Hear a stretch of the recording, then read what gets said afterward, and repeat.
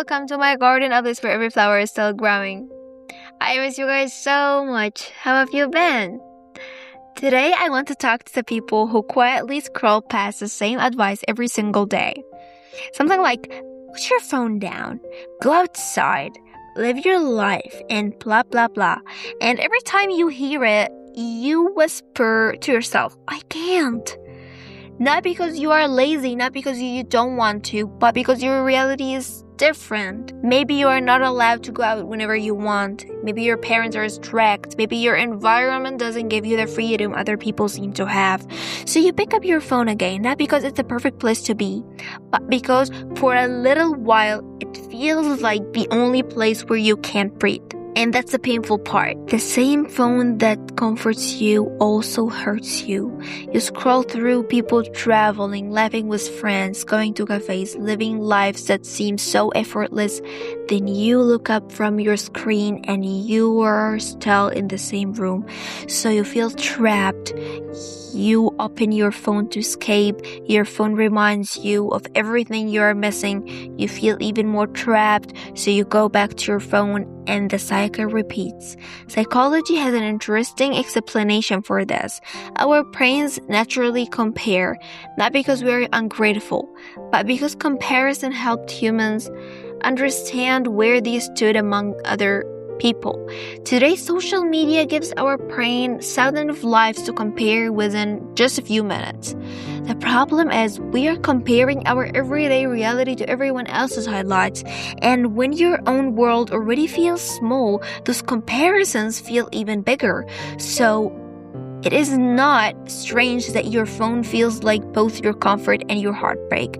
The problem isn't that you are weak. The problem is that the advice wasn't made for your reality. Sometimes people give such a good advice without realizing it does not fit everyone's life.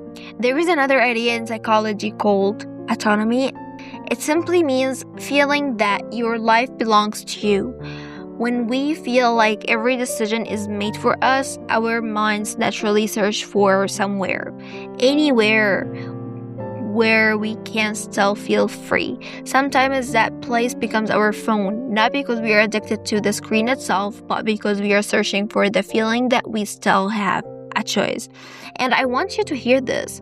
You are not failing because your life looks different. You're doing your best with the life you have right now. But I also don't want your phone to become the only place where you feel alive, because if it becomes your only window, one day you will forget that there is an entire world waiting beyond it. So what can we actually do? Not 5 years from now. Not when everything's changed. Today, here's the question that's been helping me lately. What still belongs to me? Maybe I can't choose when I leave the house. Maybe I can't control every rule around me, but I can choose who I'm becoming.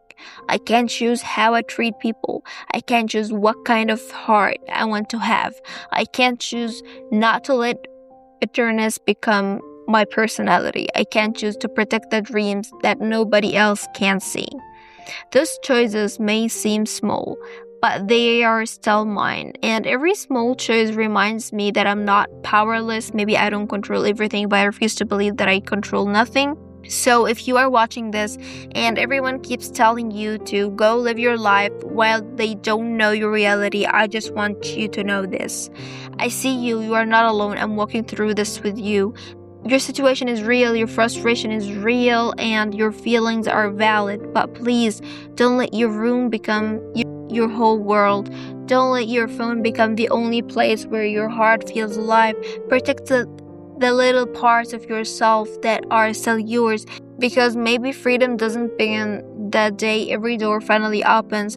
Maybe freedom begins the day you stop believing that every closed door defines who you are. Your environment can influence your life, but it does not get to decide your identity. And until your circumstances change, don't let them convince you that you are stopped growing one day. When those doors finally open, the person who walks through them will be the person you have been quietly becoming all along. Thank you so much for watching my video until the end, and I hope you enjoy it.